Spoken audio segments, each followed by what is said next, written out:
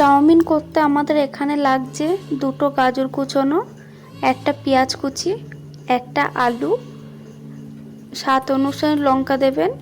আমি লঙ্কা কুচিয়ে নিয়েছি আর আদা রসুন আমি গ্রেট করে নিয়েছি।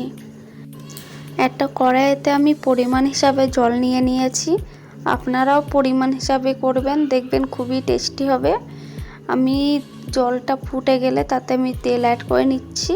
তেলটা দেওয়ার কারণে একটাও চাউমিন চিপকে যাবে না, আরও ঝরঝরি চাউমিন হবে। আমি জলটা ফুটে গেলে তেলের সাথে আমি চাউমিনগুলো দিয়ে দেব। আপনারাও পরিমাণ হিসাবে করবেন, খুবই সুস্বাদু হবে চাউমিন খেতে। আমি এখানে 3 জনের মতো চাউমিন করব।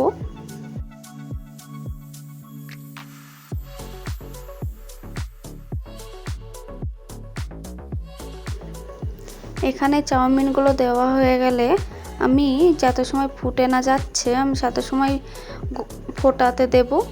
এখানে আমার ফুটে গেছে, আমি একটু নাড়িয়ে দেখে নেব কতটা কি হয়েছে। আর চাউমিনটা একবারে গলে গেলে কিন্তু পুরো চিপকে যাবে, এর পরিমাণটা বুঝতে হবে। আমার এই চাউমিন হয়ে গেছে, আমি নামিয়ে নেব। না শক্ত না কাঁচা ছিল, মিডিয়ামই থাকতে আমি নামিয়ে নিয়েছি। দেখতেই পাচ্ছ চাউমিনটা তেল দেওয়ার কারণে ঝরঝরি হয়েছে। এখন আমি নিয়ে নেব কড়াইতে তেল। তেল নেওয়ার পরে আমি এখানে ডিম ভেজে নেব।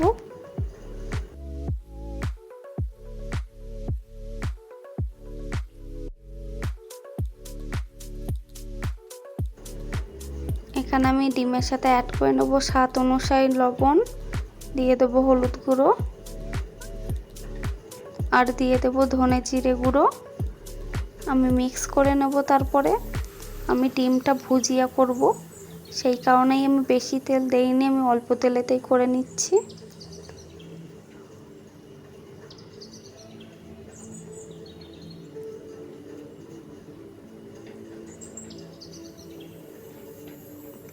আমার মতো কিছু টিপস ফলো করে আপনারাও ঘরেতে চাউমিন বানিয়ে দেখবেন, খেতে কিন্তু দোকানের মতনই হবে, আরও দোকানের থেকে 3-4 গুণ স্বাদ বেড়ে যাবে।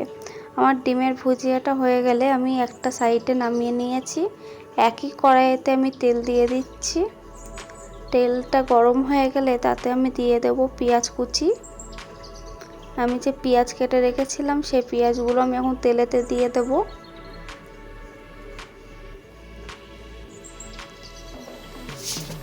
আমি লঙ্কা আর পেঁয়াজ একসাথে ভেজে নেব।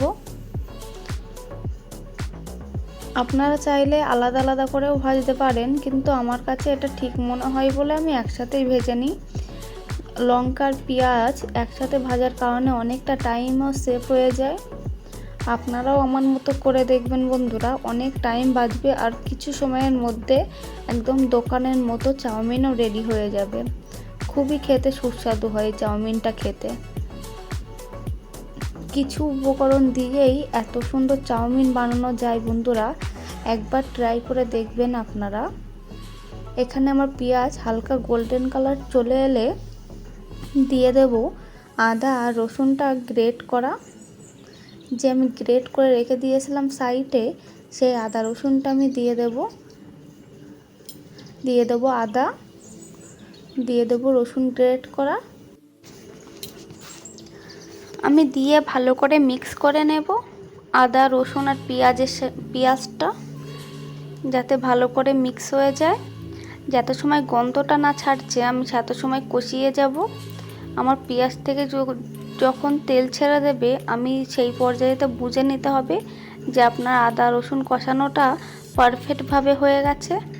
আমার এখানে পেঁয়াজ থেকে তেল ছেড়ে দিয়েছে বন্ধুরা, তার মানে পারফেক্ট করে ভাজা হয়ে গেছে।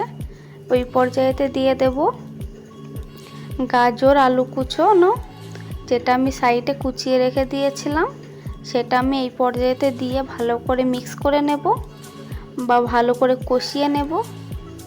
আমি এটা 50% কষাবো বন্ধুরা, কেননা চাউমিনেতে কাঁচা কাঁচাটাই বেশি ভালো লাগে, পুরোটা সিদ্ধ হয়ে গেলে খেতে অত ভালো লাগবে না।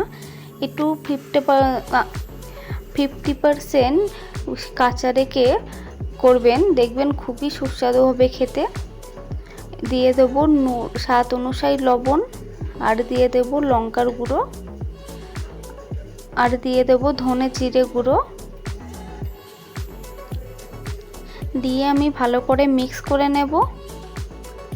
গাজর আলুর সাথে আমি ভালো করে মিক্স করে নেব। এই এখন লবণ নুন দেওয়ার কারণে আলুর মধ্যে মশলাটা ভালোভাবে যাবে, খেতেও সুস্বাদু লাগবে। সিদ্ধ হওয়ার পরে এখন দিলে চাউমিনের টেস্টটা আরোই বেড়ে যায়। আমার এখানে সব কিছু কষানো হয়ে গেলে আমি এই পর্যায়েতে দিয়ে দেব চাউমিন। আমি চাউমিনগুলো এখন দিয়ে দিচ্ছি বন্ধুরা। আমার কষানো হয়ে গেছে সব কিছু ভালো করে। আমার 50% আদা, 50% গাজর আলু সিদ্ধ হয়েছিল।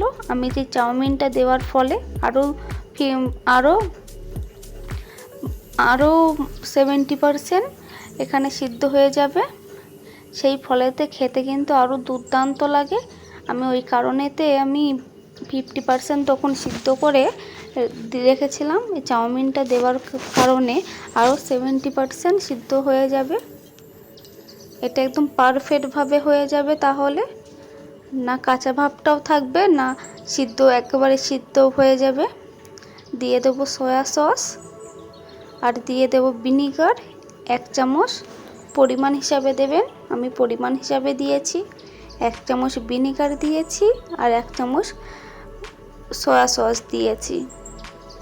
দিয়ে আমি ভালো করে মিক্স করে নেব চাউমিনেতে, যাতে পুরো চাউমিনেতে সয়া সস আর ভিনিগারটা ঢুকে যায়।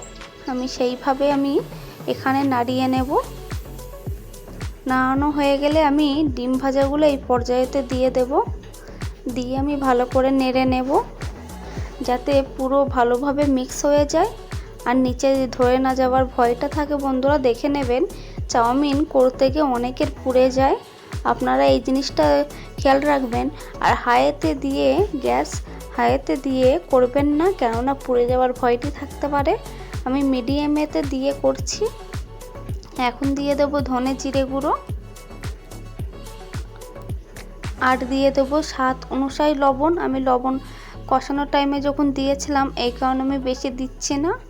এখন দিয়ে দেবো লঙ্কার গুঁড়ো, দিয়ে দেবো হলুদ গুঁড়ো। এখন আমি দিয়ে দেব গরম মশলার গুঁড়ো, আমি 1/2 চামচ দিয়েছি। দিয়ে আমি ভালো করে মিক্স করে নেব চাউমিনগুলো, যাতে নিচে ধরে যাওয়ার ভয়টি না থাকতে পারে। আমি যেমনভাবে স্টেপ বাই স্টেপ করেছি বন্ধুরা, আপনারাও ঘরেতে ট্রাই করে দেখবেন। খেতে কিন্তু দুর্দান্ত হবে, দোকানের থেকে কম হবে না কিছু, আরও সুস্বাদু হবে খেতে। এখানে চাউমিনগুলো একটাও কিন্তু চিপকে যায়নি বন্ধুরা, সব চাউমিন ঝরঝরি হয়েছে। আপনারা দেখে বুঝতে পারছেন অবশ্যই, সব চাউমিন কি সুন্দর ঝরঝরে হয়েছে, একটাও চিপকে যায়নি। আমার মতো স্টেপ বাই স্টেপ করে দেখবেন বন্ধুরা, চাউমিন কিন্তু খেতে দুর্দান্ত লাগে। এখন আমার হয়ে গেছে, এখানে চাউমিন পারফেক্টভাবে হয়েছে। আমি এখন একটি পাত্রতে তুলে নেব বা নামিয়ে নেব চাউমিনগুলো। এখানে আমি একটি পাত্রেতে নামিয়ে নিয়েছি। তো এরকমই যদি ভিডিও দেখতে চাও বন্ধুরা, আমার চ্যানেলটি এখনই সাবস্ক্রাইব করে নিন, কেননা এরকম ইন্টারেস্টিং ভিডিও মিস না হয়ে যায়। Tata bye bye. আর আমার ভিডিওগুলি কেমন লাগে কমেন্ট বক্সে জানাতে ভুলবেন না। Subscribe my channel.